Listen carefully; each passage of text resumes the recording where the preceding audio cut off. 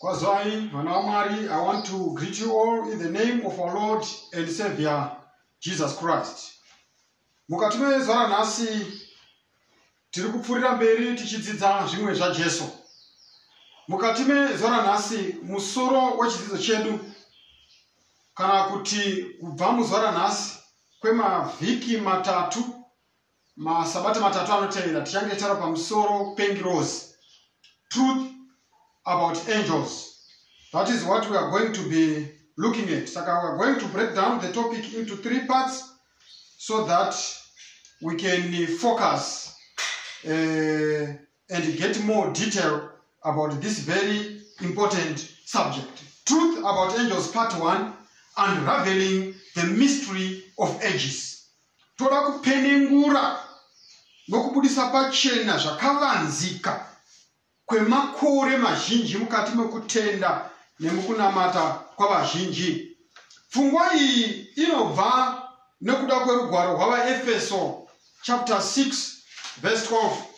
Ndiyo pfungwa ichatitungamirira kana kuti yatikonzeresa kuti timbodzoka tiongorore nyaya iyoyo tuone kuti shoko rinoti kudini. Ephesians chapter 6 verse 12, the Bible says, nokuti hatigwi nenyama neropa, asi navabati navane simba namadzishe enyika erima rino nemweya yakaipa yedenga. Saka torai nhumbi dzose dzokurwa nadzo dzaMwari kuti mugone kudzivisa pazuva rakaipa nokuramba mumire mapedza zvose.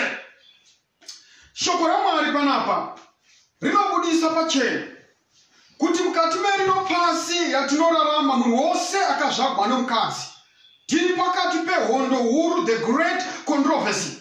Saka shoko roti kuna vaEfeso chapter 6 verse 12, mukati mehondo iyi we do not fight against flesh and blood, but we fight against the rulers and powers and principalities of darkness, nemabasa nemadzisho nesimba rerima nemweya yeshina. Saka pfungwa iyoyo zvino yotizvo kana madzira naye yoti saka torai nhumbi dzose dzokurwa. Kana mukanoverenga nhumbi dzose dzokurwa, inobudisa pachena kuti munofanira kumira makasunga zviuno zvenyu nezvokwadi. Saka pano pamuchiona kuti kwaimosunga tsoka dzenyu kugadzirwa kweivhangeri yorugare. Hama dzinodikanwa mukati mezora nhasi, when we talk of the armor of God, the armor of God, we do not the armor of God tinoreva kutosima midzi mukati meshoko raMwari nokuziva zvokwadi nokuti muchaziva zvokwadi uyezve zvokwadi ndiyo ichakusunungura. Saka bhaibheri rinoti pana tinorwa nemweya yeshina nema-rulers and powers and principalities of darkness. Saka shoko raMwari zvino kuti tikwanise kurwa tichiziva, tinofanira kumbotsvaka kuti hondo yacho inogwiwa sei, zvinombofamba sei kuti tiwisise. Ndosaka tati the next 3 episodes tinenge tichitaura pamusoro pengirosi.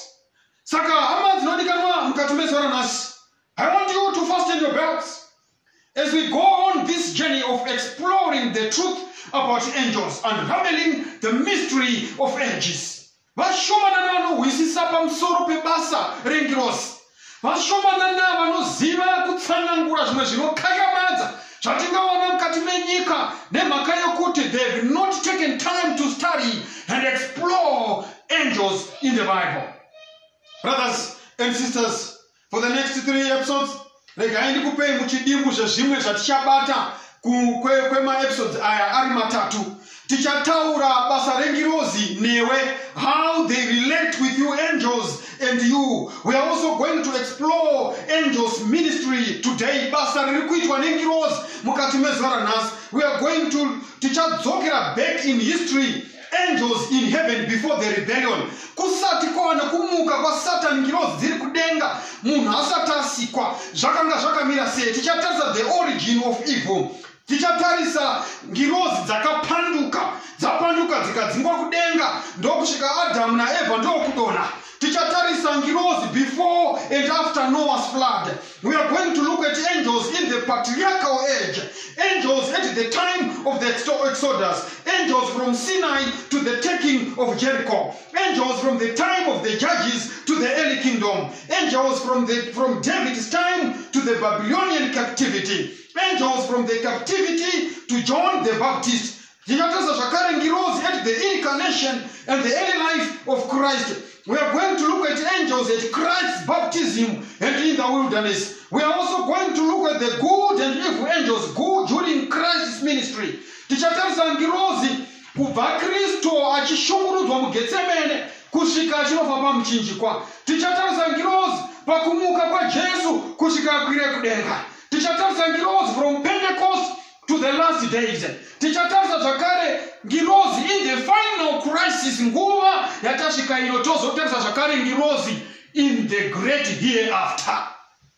Jesu wadzoka nyika yaguma in the new heavens and the new earth. We are also going to look at that. Saka tichatarisa kubva pakutanga nyika isati yavambwa kusure kwa paivapo. Tichatarisa ngirozi topinda nadzo pana paivapo Mwari achisika. Tofamba nadzo ngirozi panguva yose yana the flood.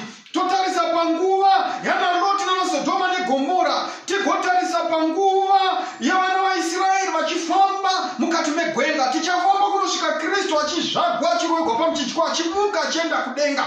Achidzoka zvake chipiri kunyange in the new heavens and in the new earth. So I want to invite you, my brothers and sisters, to follow closely as we are going to unpack the mysteries of angels and the relationship between angels and your spiritual life. I believe that the Lord is going to bless us as we are going to explore the word of God. Mama zinodikanwa nasi regai tipinde mukati me part 1 chigawa chokutanga. Mukaverenga buku rinonzi Truth About Angels page 9 paragraph 1 inotiyo. The connection of the visible with the invisible world, the ministration of angels of God, and the agency of evil spirits are plainly revealed in the scriptures and inseparably interwoven with human history. Kwanzi kwa ipana, kana mukatarisa the invisible world and the visible world. The invisible world referring to what we cannot see by our eyes, what we cannot perceive with our eyes. When you want to juxtapose it or interface it with what you can see with your eyes, between the invisible and the visible, pakati pezvinoonekwa nezvisingaonekwi mukati mekurarama kwedu, pane the connection of angels. I want you to get that point loud and clear. Pane zvaunoona nemeso nepfungwa dzako, nezvausingaoni zvausingahwisi nemaziso ako, anonzi nevanhu masaramosi nhasi kuti zvisingaonekwi. Pakati pacho, the connection between the two, there is the ministration of angels. That is the point of departure. Ipapo. Saka mchaona kuti pari kunzi, pane zvinoonekwa nemunhu, nezvisingaonekwi nemunhu, pakati pacho beji, pane connection yenglosi.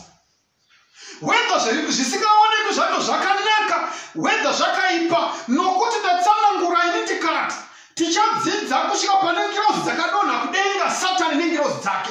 Saka zvoreva kuti mukati meupenyu hwemunhu anorarama akazvagwa nemukadzi mune kugwisana nekukakatirana kwengirozi dzechiedza nengirozi dzedima. Saka pane zvinoonekwa nezvisingaonekwi, zvatinofunga kuti mashura neminana nemiedzo nechi zvatisingaoni nemeso edu, nezvatinogona kuhwisa tichibata nemaoko nokuona. The difference between the two is the ministry of angels. I want you to underline that fact. Kakubata kengirozi, whether good or bad angels, ndo dzinotsanangura zvose zvatisingagoni kuhwisisa, zvatatadza kuhwisisa pa the general human phenomenon. Kana totadza kuzvihwisisa, tinotsvaka tsananguro pakubata kwezvisingaonekwi zvine mapapiro zvinonzi ngirozi. Ndo zvatinoda kubata mukati memavhiki matatu anotevera. Muchaona kuti nyika ino isati yasikwa, munhu asati asikwa, ngirozi dzakanga dzavapo. Nemhaka yekuti tikaenda kurugwaro rwaJob chapter 38, verse 7 inotitsanangurira Mwari achisika nyika. Mwari paisika nyika panotsanangurwa kuti ngirozi dzakaimba nokufarira. Regai ndikuverengere Job chapter 38 verse 7. The Bible says, panguva yakaimba nyeredzi dzamakwedza pamawa, uye vakomana vose vaMwari vachipururudza nemufaro. Because muchiona kuti Bible ikadzokera pa verse 6 inotsanangura Mwari achipindura Job, achitsanangura pamusoro pekusikwa. Vhesi izvonzi ko nheyo dzayo iyo nyika inoyi dzakateyiwa pamusoro pei, kana ndianiko wakateya ibwe rayo rekora. Zvikanzi naMwari pavhesi 7, panguva yakaimba nyeredzi, when the angels sang, ngirozi padzakaimba dzichiona kusikwa kwenyika, ndiani wakateya nheyo? Job ari kubvunzwa naMwari.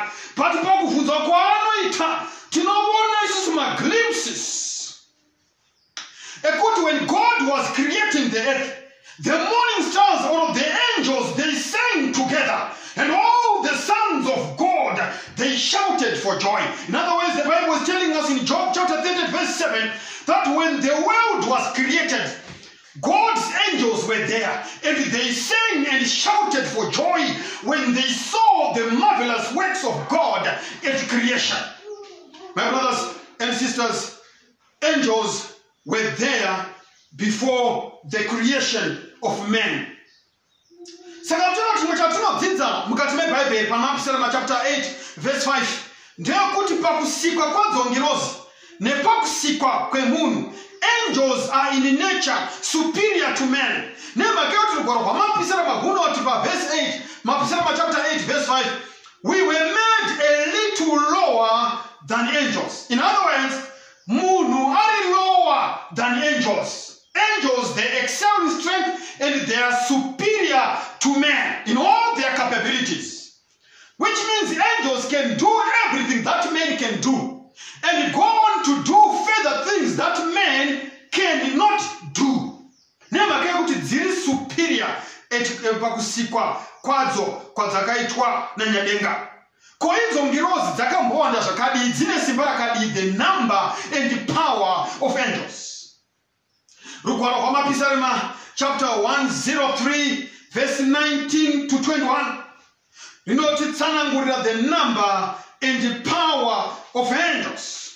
Regai ndikuverengerei rugwaro rwamapisarema 103 verse 19 to 21. Ndio vandoda kuti tiverenge izvozvi tichifamba nenguva yedu part 1 yedu yezuva ranhasi. Verse 19, the Bible says, Jehovha wakasimisa chigaro chake choushe kudenga denga, ushe hwake hunobata zvinhu zvose. Rumbidzai Jehovha imi vatumwa vake, imi mhare dzine simba, munoita zvaakataura, muchiteerera inzwi neshoko rake. Rumbidzai Jehovha imi hondo dzake dzose, imi vashumiri vake vanoita zvinomufadza.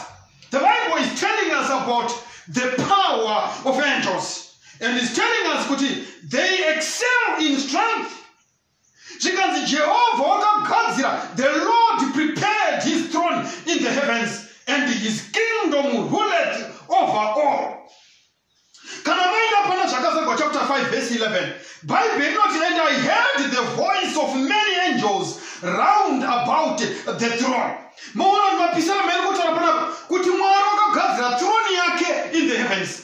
But zvakazarwa chapter 5 verse 11 yoti ndakanzwa inzwi, kuti ndakawa manzwi engirozi zhinji dzakakomberedza chigaro chaMwari chokumusoro kudenga. But maika kuna mapisarema yoti chigaro chenyu neumambo hwenyu hunotonga pasi rose. Kurava kuti kana umambo hwake nethrone yake ichitonga pasi rose, zvakazarwa achidavira kuti vatumwa vakadakawa voice of many angels around the throne of God. What it means is that when it comes to the number and the power of angels, the number and the power encircled around the throne of God, that same throne which diffuses and diffuses and spreads all over the world. Ama zinodikanwa mukanda kuna Daniel chapter 7 verse 10. The Bible talks about the number of angels that Daniel saw around the throne of God. And tindakaona 10,000 times 10,000 and thousands of heavenly messengers that were round about the throne of God. Saka ngirozi dzamwari dzakawanda. Nokuti kana Daniel achindakaona 10,000 times 10,000 and thousands of thousands. Assume kuti Daniel akuti 10,000 times 10,000 times 1,000 times 1,000. Bible not thousands of thousands, but it will not assume kuti 10,000 times 10,000 times 1,000 times 1,000. Unaona 100 trillion. Wasuma yokuti 1/3 yakabva pa 100 trillion. Zvoroti kwakasara 67 trillion angels. When you talk about a trillion, my brothers and sisters, this world's population is about 7 billion. 7 billion. Which means munano gona kuona trillion of angels, of evil angels following him, or of good angels guarding him. Saka toda kuti muona kuti basa rengirozi, most of the things that we do not find answers in can be explained by the work and the ministry of angels, whether they are good angels or they are bad angels. My brothers and sisters, when it comes to the issues of spirituality, to the issues of worship, hama dzinodikanwa ngati zivei kuti mukati menyika mune mafashamu engirosi. Kana munhu akasamira naMikaeri mutumwa mukuru, when you don't hide yourself under the banner of Jesus Christ and the mighty angels that he commissions to guard his children, don't want to lie to you, my brothers and sisters. Deception is in the world. Satan wakaburukira panyika. Nokuti unoziva kuti une chinguo chidoko. I want to invite you, my brothers and sisters, to follow closely as we examine the work of angels. Saka tinoona panapa kuti ngirozi dzakawanda zvakadai. Muapostora Paul achinyora kuna vaHebrew chapter 12 verse 22. And you have been called to an innumerable company of angels. Kurava kuti ngirozi kana tikada kudziverenga hatibudiriri kudziverenga nokuti dzakawanda. Kana Bible wrote an innumerable company of angels, it means they cannot be counted. So 1/3 of an uncounted number, 1/3 ya number isingaverengeki, kurava kuti 1/3 iyoyo haiverengeki zvakare. Saka kurava kuti Satan une an army of evil angels, an army of evil spirits. Nemhaka yakuti ngirozi rimwe zita rayo ndi spirit. Saka kurava kuti ngirozi dzaSatan ndo anonzi ma-evil spirits. Saka ma-evil spirits, they are evil angels. Haisi mhepo kana mweya unovhuvhuta sezvinofunga vanhu. Ndosaka vanhu vavasika pakunamata. Nokuti vanoti vakahwa kuti kwai dhimoni, vofunga kuti ndeimwe mhepo semhepo yanyamavhuvhu inovhuvhuta panzava. Aiwa, madhimoni ingirozi dzakadonha naSatan. Mweshi namoti ma-evil spirits, they are evil angels. In other words, an evil angel is also called an evil spirit. Ndo zviri kuona. Saka Bible wrote makadanwa to a company of an innumerable company of angels. Hebrews 12 verse 22. Mukaenda kurugwaro rwaEzekiel chapter 1 verse 14. Bible rinotaura pamusoro pavatumwa vaMwari kuti kana vachifamba, they are like the appearance of a flash of lightning. Sezvinoita men, so dazzling their glory, so swift their flight. Ndo zvakaita ngirozi. Rugwaro rwaMatthew 28 verse 3 to 4. Munorangarira zuva riyemi Jesu pakumuka kwaJesu. Kune ngirozi inoonekwa ichisvika pahwiro hwaJesu. Zvinonzi paakakungurutsa hwiro pakakungurutswa zidombo, zvinonzi his countenance like lightning and his raiment white as snow. Zvikanzi mutumwa yawasvikapo, he caused the keepers for fear of him to quake, and they became as dead men. Zvinonzi masoja akanga akarinda guva raJesu, ngirozi 1 yasvika ikakungurutsa ibwe. Zvinonzi vakasara vakaita kunge two. Now they became as dead men. One angel. My brothers and sisters, when we talk about the number and the power of angels, you remember kuna 2 Kings chapter 19 verse 35 na 2 Chronicles 32 verse 21. Tunosangana na Senakeribu. Senakeribu wako Assyria, the Assyrian. Chinozi wakamhura Mwari akashora Mwari akathreatena Israel akati ndinokuparadzai mose. Chinozi mukaverenga rugwaro. And it came to pass that night that the angel of the Lord went out and smote in the camp of the Assyrians 185,000 soldiers. Senakeribu, zvikanzi all the mighty men of valor were cut off, and the leaders and the captains of the Assyrian army, they were cut off. Zvikanzi Senakeribu wakadzokera with the shame of face to his own land. One angel, the angel of the Lord, in one night destroyed 185,000 soldiers of Senakeribu. In 2 Kings 19 verse 35, the Bible tells us, mabatiro anoita ngirozi imwe chete. Pandiri kutaura nyaya kunyange tichazvibata nechepamberi, ndoda kuti at the back of your mind mustore information yokuti Satan paakadziva kudenga nengirozi dzake, God did not strip Satan of his power. Kurava kuti ngirozi dzaSatan naye Satan dzinogona kuitawo zvinoitwa nengirozi. Saka wapinda mukati mekunamata zvakakosha kuti akatekele siviri kuti uhwisise zvinogona kuitwa nengirozi. Kana one angel ichigona kushakadza 185,000 people, one angel pahondo yaSenakeribu muAssyria, zvinoreva kuti ngirozi kana Mwari akasadzivisa, kana Mwari akasaprotecta, kana Mwari akasaruzhowa mukati meupenyu hwavanhu vanofamba panyika inonzi earth, handini kunyepera hama dzinodikanwa. One angel destroyed 185,000 when God removes the restrictions and permits the devil to work. The devil and his demons will do a terrible work. My brothers and sisters, we are supposed to praise God the Almighty every morning as you wake up, every time of every moment of the day. For God is shielding us from destruction. Nokuti Satan uneziva kuti une chinguva chidoko. Hama dzinodikanwa mukati mezora nasi. Regai ndikuudzei kuti ngirozi dzinotumwa on missions of mercy to the children of God. Murangarirai kuna Abraham, ngirozi dzakatumwa with the promise of blessing. Kuti aiwa anobva muchiuno chako ndiye achava mudyi wenhaka. Hama dzinodikanwa at the gates of Sodom.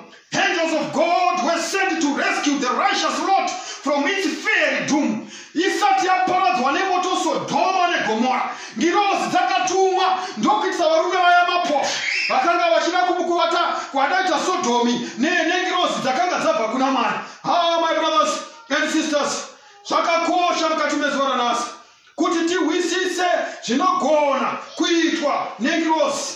Ngirozi dzinotumwa naMwari kuti dzibate basa. Rangarirai mukati mezuva riya kuna Elijah as he was about to perish from weariness and hunger in the desert. Remember the prophet Elisha with the chariots and horses of fire surrounding the little town where he was shut in by his foes. Ndokuona thousands and thousands of angels of God and camping around Elisha. Daniel, while he was seeking divine wisdom in the court of a heathen king, while Daniel was abandoned to become the lion's prey, and God sent his angels to guard against the destruction of Daniel. The unfallen angels. Rangarirai Peter, doomed to death in Herod's dungeon. Rangarirai the prisoners at Philippi. Vanaporo varimo mukati mejere. Chikanzi kwanzi varimo mukati mejere vamwe vadzidzi vachiimba usiku. Vachinamata vanaporo nokuimba. chinonzi vakasvika magetani akadonha pasi, masuo ejera akavhurika. That is the work of the angels. The connection between the visible and the invisible. The work of angels. Mukarangarira imi vana Pauro vari munyanza, usiku hweya chikepe chikapenga. Panoti musasha, hakuna kana umwe chete wachasigwa naye pano. That is the work of angels protecting God's people. Hama dzinodikanwa, rangarirai Cornelius ari pakunamata. Panoona mutumwa nenguva, panoona mutumwa ine vision achimurayira kokuti tuma vanhu vaende Jopa. Hama dzinodikanwa, Peter achitumwa neshoko rokuponesa maGentiles. Hama dzinodikanwa, in all the ages the holy angels of God have ministered to God's people. All these things that you read in the Bible, it was the ministry of God's angels. In other words, the Bible is a book of opposites. Saka pandinotsanangura zvese zvakanaka zvakaitwa navatuma vaMwari, iwe chibva watokonkluda in the back of your mind kuti all the bad things that ever befell God's people, all the bad things that ever happen in this world, it is the ministry of Satan's angels. Nebakaoti zvose zvakanaka tinozvigamuchira kubva paroko kwaMwari.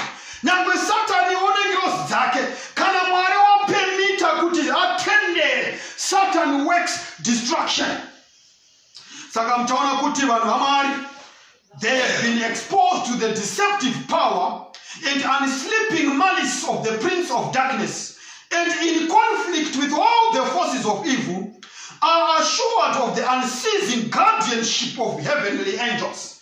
Once we are exposed to the malice of Satan's angels, but kanatiri muna Mwari, we are assured of the unceasing guardianship of heavenly angels.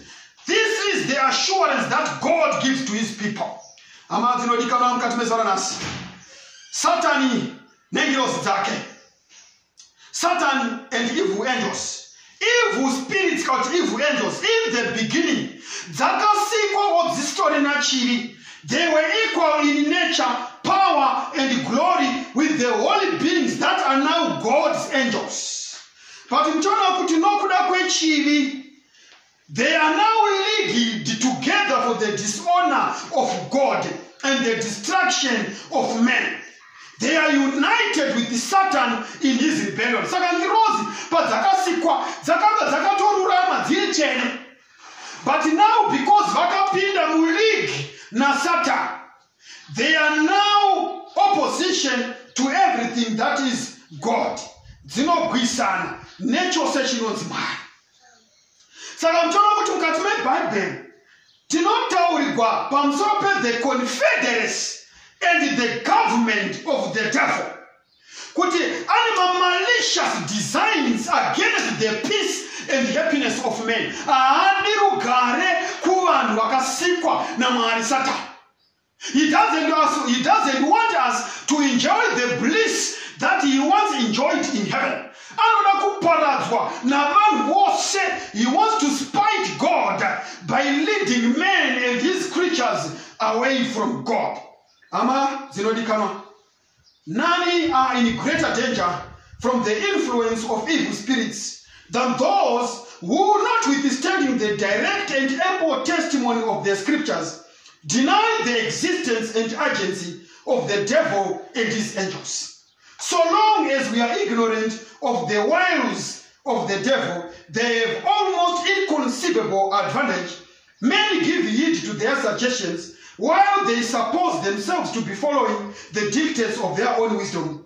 This is why, as we approach the close of time, when Satan is to work with the greatest power to deceive and destroy, he spreads everywhere the belief that he does not exist.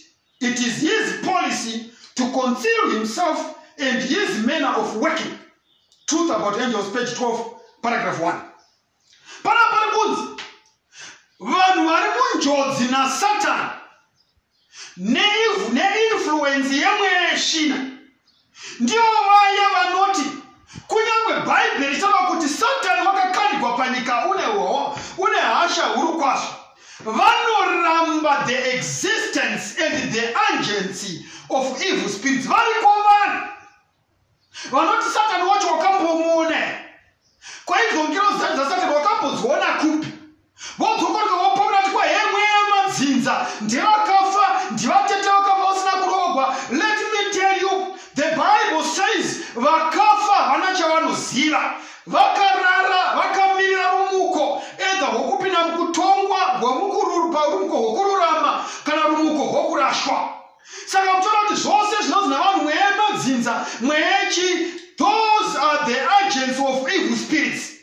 But machechi mazhinji every Sunday vanenge vachibhainda vachikasta mweya shina vachiti mweya madzinza ndo zvinokutaura kuti isangano renhema, nokuti dzidziso dzoda hadzisi mukati mebhaibheri raMwari, nokuti bhaibheri rinotidzidzisa kuti kana munhu akafa mweya unodzokera kuna Mwari kwawakamutora, kwawakabva, ivhu richidzokera muvhu. Vakafa havana chavanoziva, hakuna chinonzi vatete vakonesa mwana kuruvogwa. Aiwa ndi Satan, but it is Satan's design to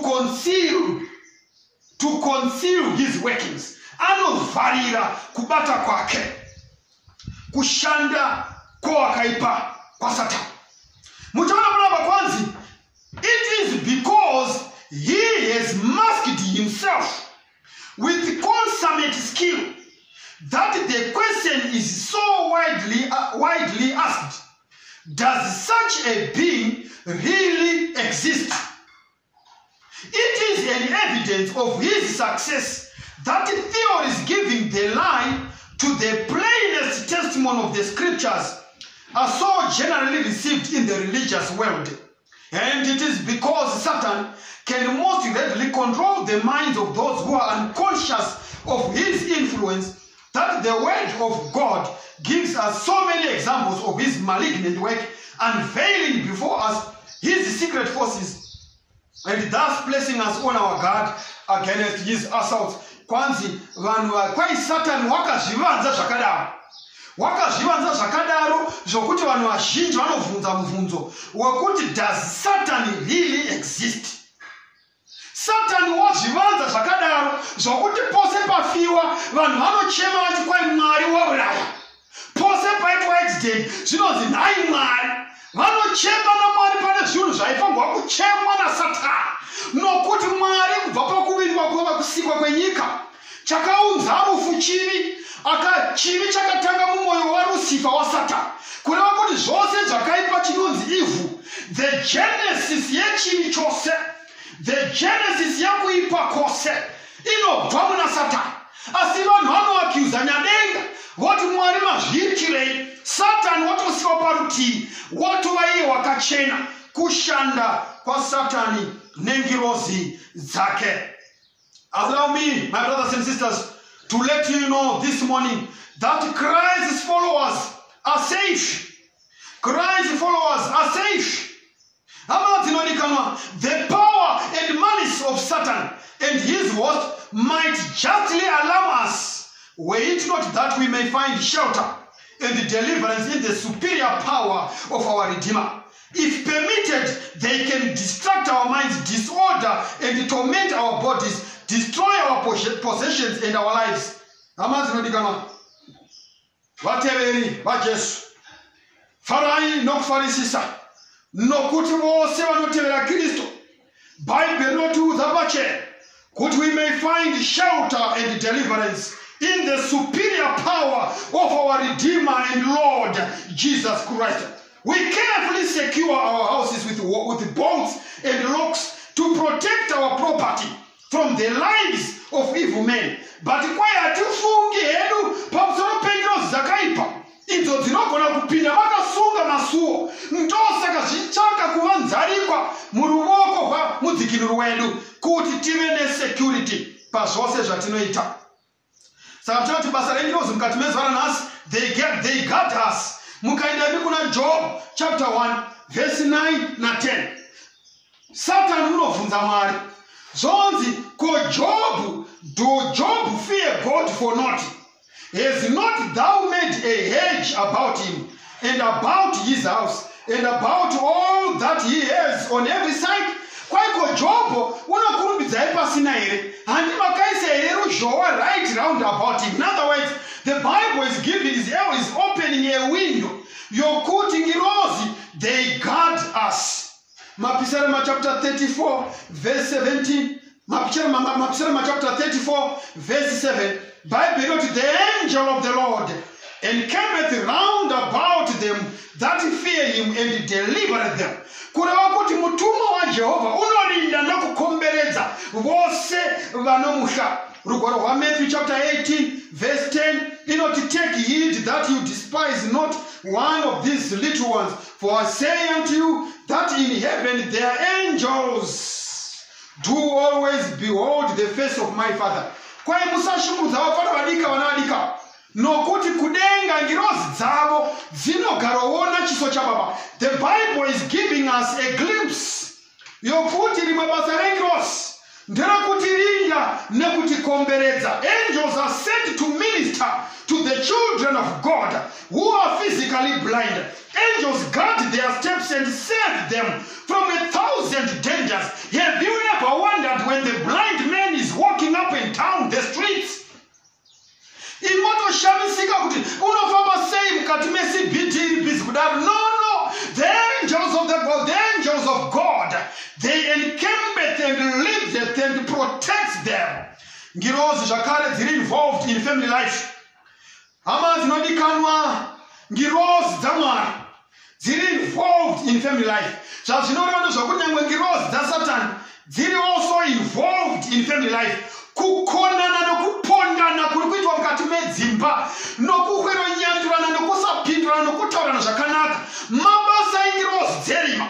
Nokuti ngirozi dzamwari kana dzapinda mukati memafamily life dzinoudza rugare nokunyarara nokuzvidzora nokunzwanana nokuwisisana. But kana vanhu voponda mukadzi navana nezvana zvine matuye zvinozvinomwa mukaka, ngirozi dzaSatani dzagara matunduru mukati mefamily life. How I pray, my brothers and sisters, that before leaving the house for labor, all the family should be gathered together.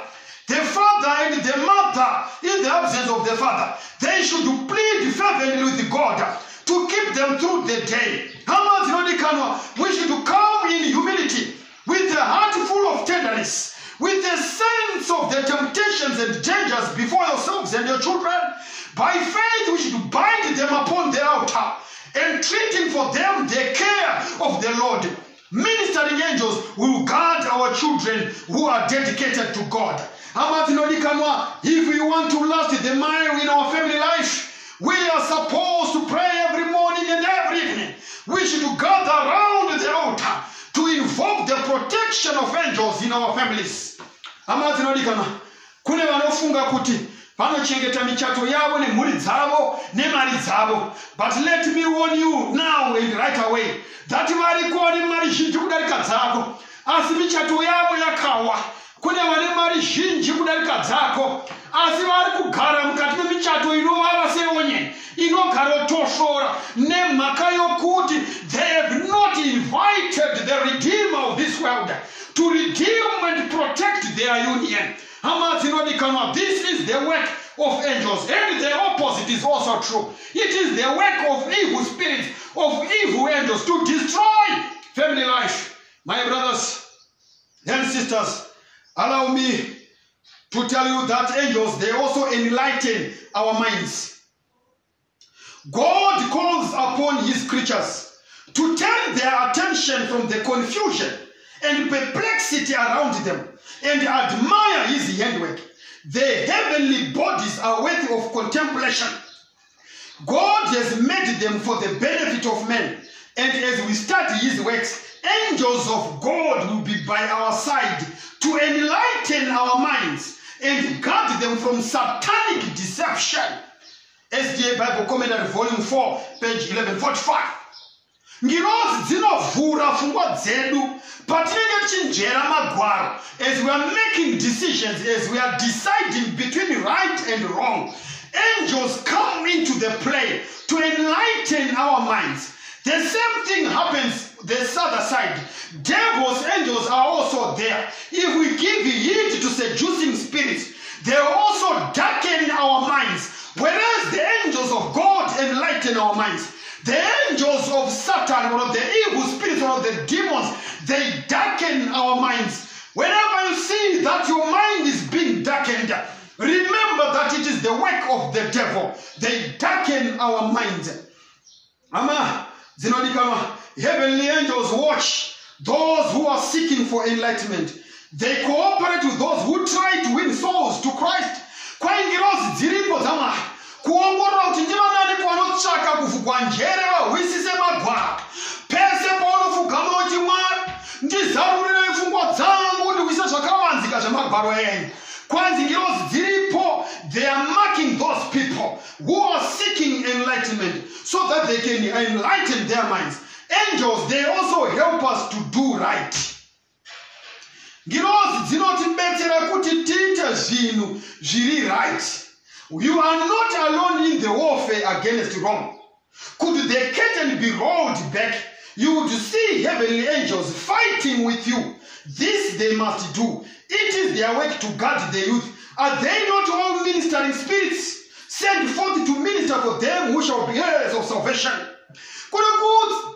Can I curtain life between the visible and the invisible?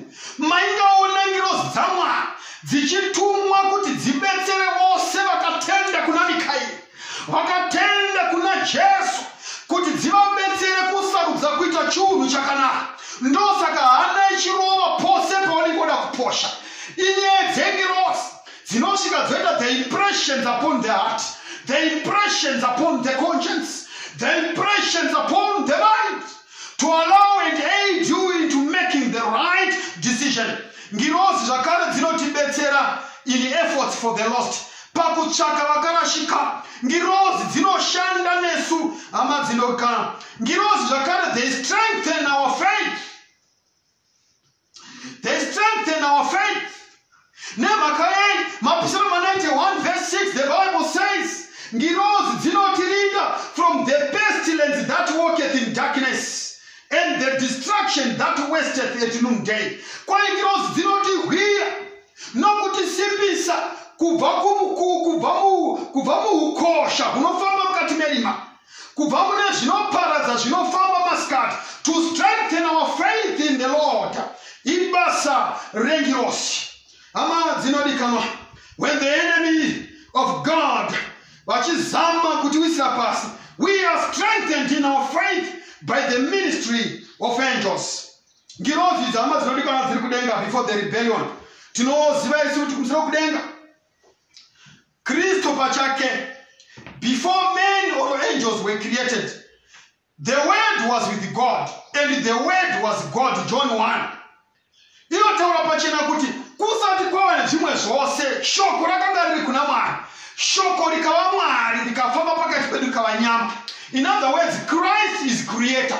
He is not in the same class with angels. Hama dzinodikanwa, Kristo ndimwari pachake musiki. Hatigoni kufananidza Kristo nengirozi nokuti he is above angels. He is above every creation. Nokuti Bible noted the world was made by him, and without him was not anything made that was made. Kana mwereka kuna vakorose, hakuna chakavapo chisina kusikwa na Mwari. Ngirozi dzose nana Lucifer zvese zvakasikwa na Kristo for his glory. Saka mtana kuti the Lord Jesus Christ is the divine Son of God, existed from eternity, a distinct person, yet one with the Father. He was the surpassing glory of heaven. He was the commander of the heavenly intelligence, and the adoring homage of angels was received by him as his right. Ndo zvakafanana na Kristo. Muchaona kuti chivi chisati chamuka, Mwari wakanga ane zano nechivi. Kwanzi mukaringa bhuku ronzi Selected Messages volume 1 page 250. Rinatiro, God and Christ knew from the beginning of the apostasy of Satan and of the fall of Adam through the deceptive power of the apostasy. The plan of salvation was designed to redeem the fallen race to give them another trial. Christ was appointed to the office of mediator from the creation of God, set up from everlasting to be our substitute and surety. Known unto God are all his works. Romans chapter 16, verse 25 and 26. Known unto God are all his works, and from eternal ages the covenant of grace or unmerited favor existed in the mind of God. It is called the everlasting covenant, for the plan of salvation was not conceived after the fall of man, but it was that which was kept in silence through times eternal, but now is manifested, and by the scriptures of the prophets according to the commandment of the eternal God, is made known unto all the nations unto obedience of faith. Well, Romans chapter 16, verse 25 to 26. It was not an afterthought, but and he made provision and appointed Christ into the office of the mediator.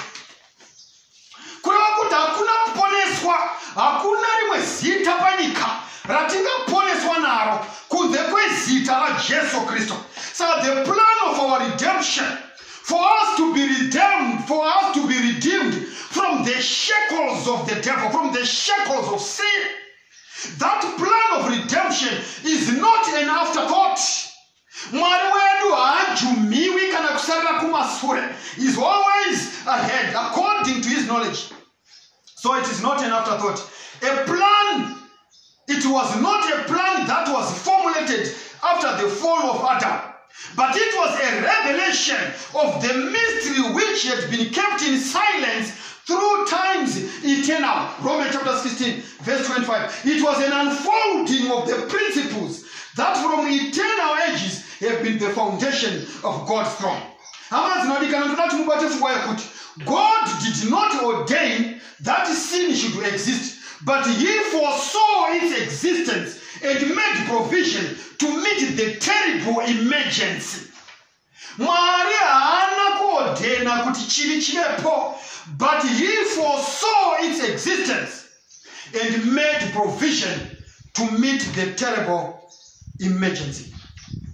Saka ngirozi pakusikwa kwadzo. The Father wrought by his Son in the creation of all heavenly beings. For by him were all things created, whether they be thrones or dominions or principalities or powers, all things were created by him and for him. Kuti ngirozi dzakatosikwawo naMwari. Zvikanzi Jesu ndiye wakatosika ngirozi. Hakuna chisina kusikwa naye, be it powers or principalities. They were created by him and for him. Patriarchs and Prophets, page 34. Before the creation of man, angels were already in his existence. That's atosikwa. Could every created being, from the bright and the holy seraph to man, should be a temple for the indwelling of the Creator. Ndoza noramwari achisika chisikwa chose chakasika. Kuti ate ugari hwake mava muzvisikwa zvake. Ndi Mwari we companionship. Ndi Mwari we ukama. Wakasika zvose kuti ave nokuwadzana nezvisikwa zvake. Saka ngirozi dzakasikwa naMwari. When the Lord created these angelic beings, he created them to stand before his throne. They were beautiful and glorious. Their loveliness and holiness were equal to their exalted station. They were enriched by the wisdom of God and girded with the panoply of heaven. Mwari ndiye wakasika ngirozi. But ndoda kuti muone kusikwa kwa Lucifer. God made him good and beautiful, as near as possible like himself. Satan akasikwa chinzi Lucifer, the angel of light. When God made Lucifer, he was good and beautiful, as near as possible like himself. Satan wakasikwa pego ndokulokupoza wafanana naye Kristu. Ndokusikwa kwakaita Satan. He gave him a high responsible position. He was to administer the the trust given him of God, in a spirit of meekness and devotion, seeking to promote the glory of God, who had given him glory and beauty and loveliness. Saka mtona panapa kuti, why though God had created Lucifer noble and beautiful, and he had exalted him to high honor among the angelic host, yet he had not placed him beyond the possibility of evil. It was in Satan's power did he choose to do so, to pervert this gift. Ndo pakuya freedom of choice. Papa ni shakanaka. Mwari pano sika Satan. Zvinonzi kwai pana, God did not place him beyond the possibility of evil. It was in Satan's power did he choose to do so, to pervert these gifts. Kwai Mwari pakusika kwaita Satan, ndo zvimwe chete nengirozi dzose dzimwe dzakazodona, kuti haana kuzvisika zviri beyond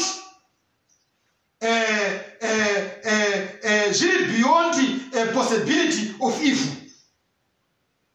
Saka kana dzaichoose to pervert the gifts, zvaigona kudaro, ndo zvakaita pana Satan. He then chose to pervert the gifts dzaangapiwa naMwari, ndokudzishandura to use them zviri contrary to what God had ordained. Ndo kuuya kwakaita chinhu. Lucifer's high position, kudenga in heaven, Satan asati apanduka, he was a high and exalted angel, next in honor to God's dear son. In other words, kana tainga renga, after Christ kwaiuya Lucifer. Saka mtona kuti Satan wanga in an exalted position, next in honor to God's dear son.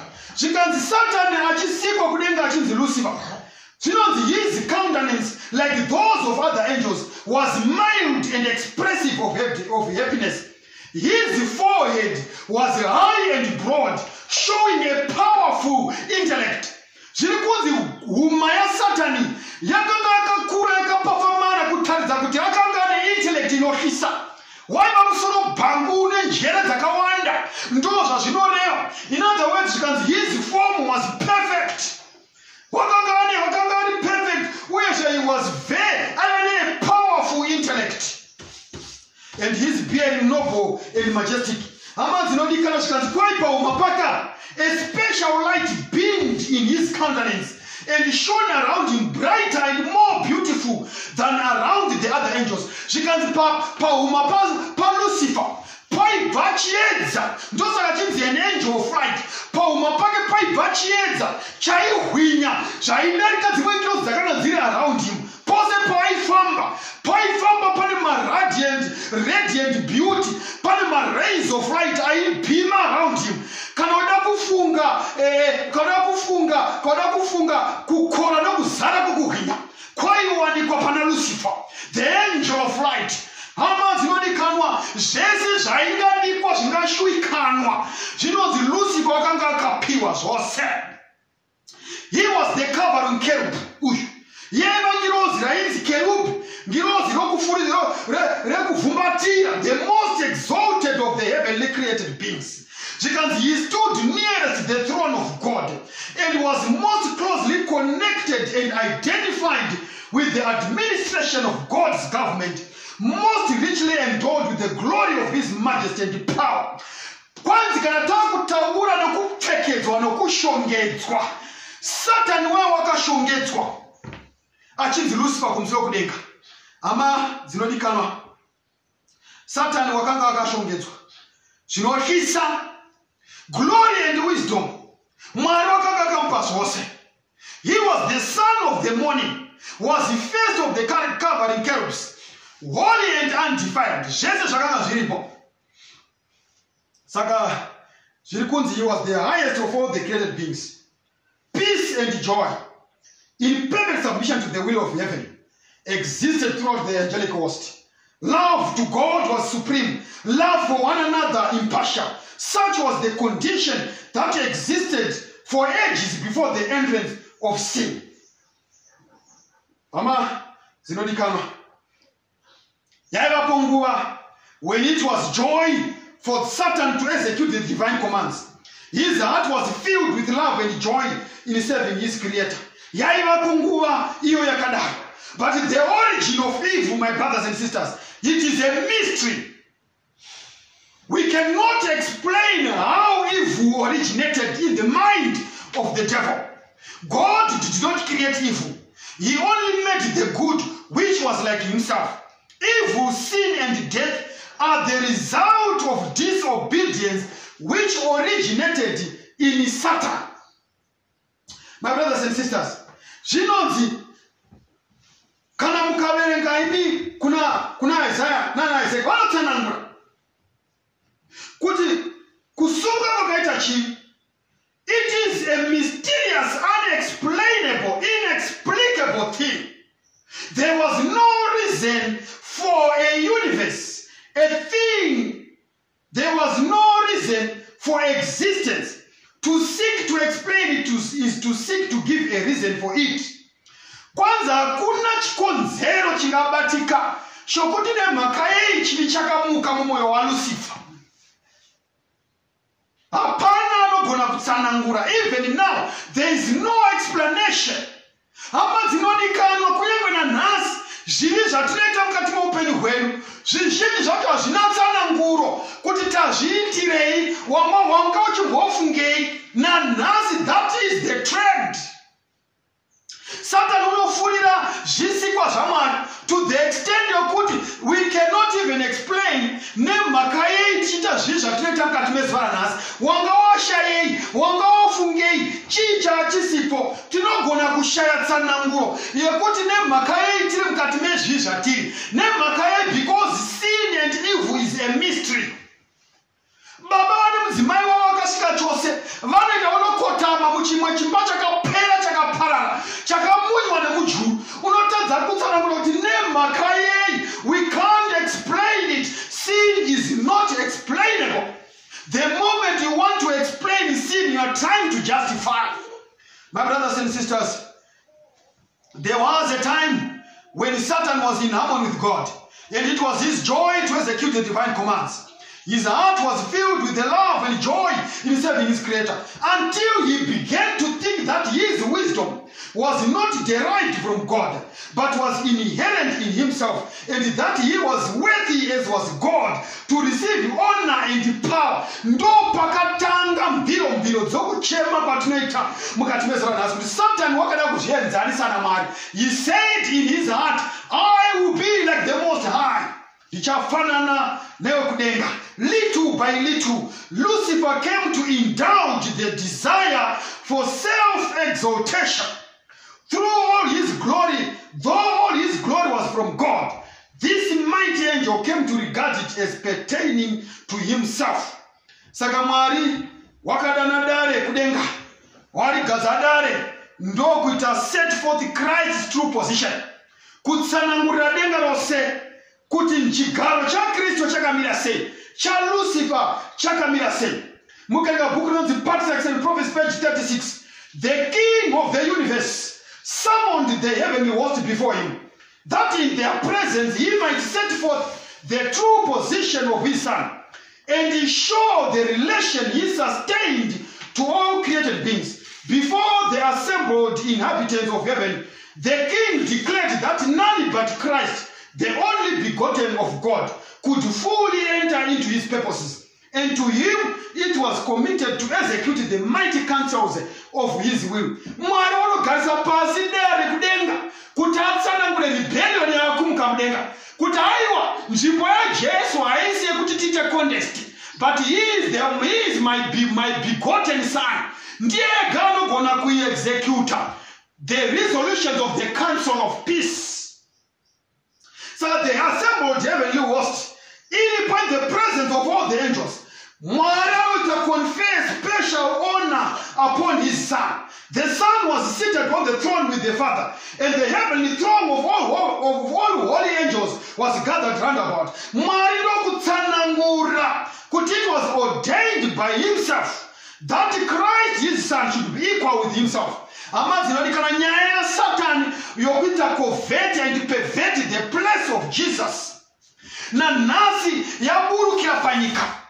People vanhu vachibvisa Kristu panzvimbo yake na nasi na Satan hondo iyoyo unayo. My brothers and sisters, Satani wakafunga kuti iye na iyewo waifanira kupiwa chigaro chakaita seichocho. Saka Satani wakatanga kuita campaign against Christ in the heavenly heavens.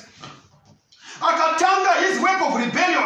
Ndoba dzimwe ngirozi dzaenda kurutivi rwake.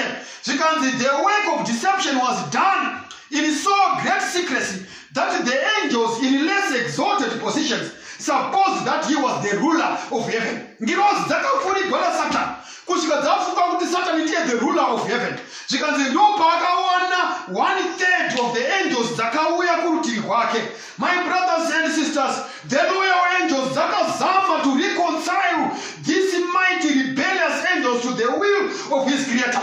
But pano pari kunzi Satani wakaramba wakandunya akaoma musoro achiramba kudzoserwa. Hama dzinodikanwa mukati mezora nhasi. Mwari haana kuparadza Satani pachinguva ichocho. Zvikanzi quite God in his wisdom did not immediately thrust Satan out of heaven. This act would not have changed his principles and would only have strengthened his rebellion, for it would have created sympathy for him as one unjustly dealt with, and he would have carried a much larger number with him. He must be displaced and have time to more fully develop his principles. Satan paakatanga kupanduka kudenga haana kutanga nokudzingwa. Wakapiwa nguva nemhaka yokuti Mwari waida kuti dzimwe ngirozi dzinyatsokuona kuipa kwawakaipa. Nokuti dei akangoti musi wakapanduka akadzingwa, kunonzi akadonha ne more than 1/3 of the angels. But he gave him time to fully develop his plans, so that vanhu vaone ngirozi dzione kuipa kwa Satani. Hama dzinodikanwa kunyange nanhasi zano raMwari harisati rachinja. Kuna munhu aita upombwe for the past 10 years. Nanhasi hausati wabata. Kuna vakavata nevakadzi vavanhu. Nanhasi hausati wasangana nerunyoka. Itsitsi dzaMwari kuti shoko ranhasi rikusvikire utendeuke usiye tsika yako. Nokuti Mwari anoda kuti zvinyatso kudhivhelopeka.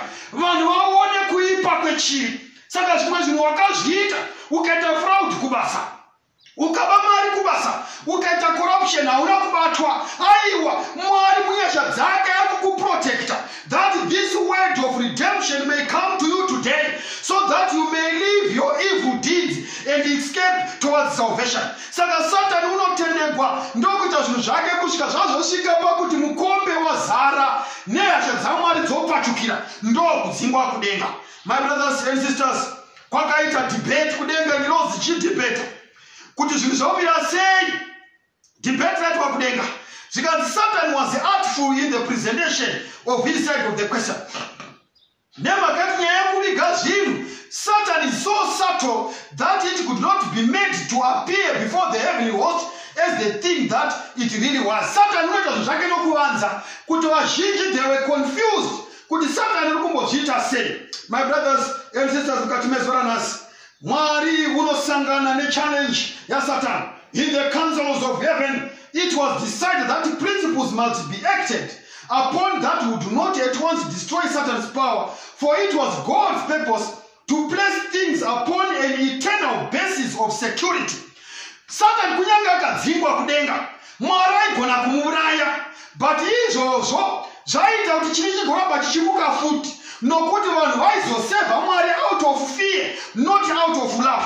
Saka zvinonzi in the councils of heaven, Mwari wakafunga kuti tinofanira kutsvaka maprinciples anoita kuti tiparadze simba raSatani once and for all, uyezve we are supposed to place things upon an eternal basis of security. Saka kutaura kuti panapa Satani unopiwa nguva yokuti maprinciples ake adevelope, uyezve hurumende yake inyatsokuoneka kuti inoshanda sei, so that when people choose, they choose to follow God out of love and choose to ignore sin out of love for their creator. Ndosaka Satan akakanigwa pasi nesimba rake anaro. Ndimwari chete anodzivisa kuti asati fully act zvaangagona kuita.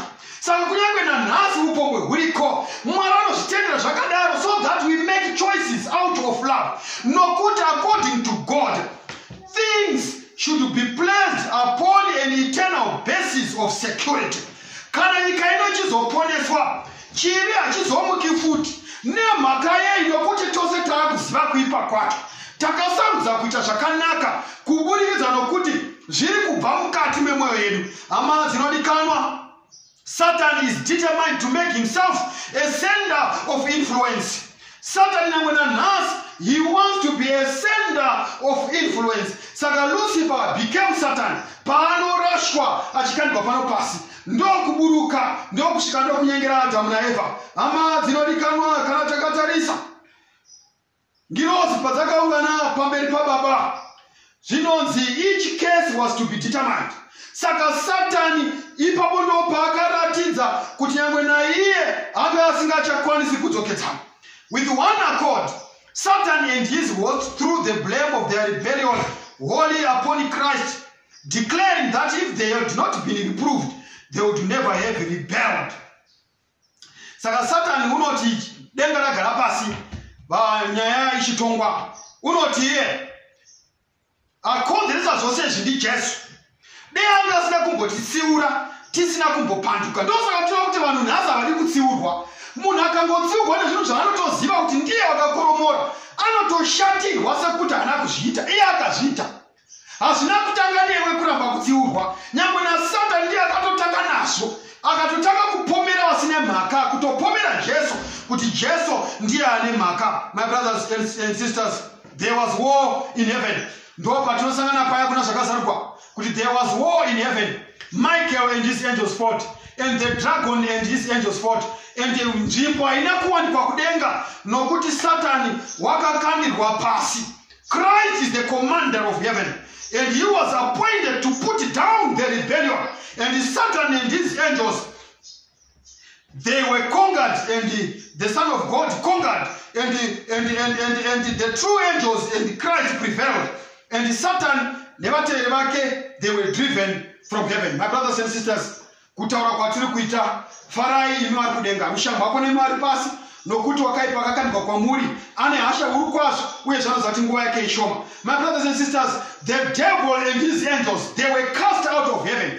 Ngirozi dzaSatani naSatani vari pano pasi to continue the war of deception. Hama dzinodikanwa zvakakosha kuti tizive chokwadi pamusoro pengirozi. Ngirozi dzakanaka nengirozi dzakaipa. Satani akandirwa pano pasi, ndo paakauya akaita zvamuchadzisa chirambwe part 2. Pachandoda kuti muzive ndechekuti ugere ipapo wakanditeerera, ziva kuti as you are listening to this message, even the devil's angels are round about, vachitotsvakawo strategy to destroy you. Ndosaka vasingateereri shoko raMwari, ndosaka vasingadi kunamata, ndosaka vachiita zvinhu zvose zvatinofunga. Inyaya yekuti ngirozi dzaSatani dzakaburukira panyika. Mwari ngaaongwe nokuti wakatitumira his guardian angels. The holy angels, those are ministering spirits for those who are worthy of the salvation of God. My brothers and sisters, they are guarded by his angels. Is it your desire today, my brothers and sisters, that may the good Lord of the heavens commission his guardian angels, the holy angels, to protect and encumber it, to protect and shield us from the wiles of the devil, from the arrows of the devil. So help me God, I want to receive Jesus as my personal Savior. May you commission the bright seraph and the cherubims to guard and encircle me in this path of salvation. Wherever you are, so that we can pray together. Baba wedu munoshamisa muri kumusiro kudenga. Turakumuvongai nepati 1 yeshoko renyu inotaura pamusoro pezvokwadi, pamusoro pengirozi. Tatiresa tikaona nhoroondo yaSatani kusvika nhasi achikandwa pano pasi. Tinokumbirawo patichapfuurira mberi neshoko rino, dai mungabetsera vana baba nanamai, vakona vasikana, vasumudza mavoko, vasumudza mwoyo, kuti ishoko razvokwadi. Tinokumbirawo ngirozi dzinorinda nokukomberedza vanomutyai. Nesuwo tisasirwe kunze, tichengetedzei, mutitungamirire, protect us and shield us, redeem us and save us. Nokuti toziva kuti zviri mukati mesimba renyu. Dzivisai wakaipa, asi tinoshuva Mwari kuti vatumwa venyu vatsvene vave nesu misi nenguva, kubvira zvino nokusingaperi. Muzita raJesu tinonamata. Amen.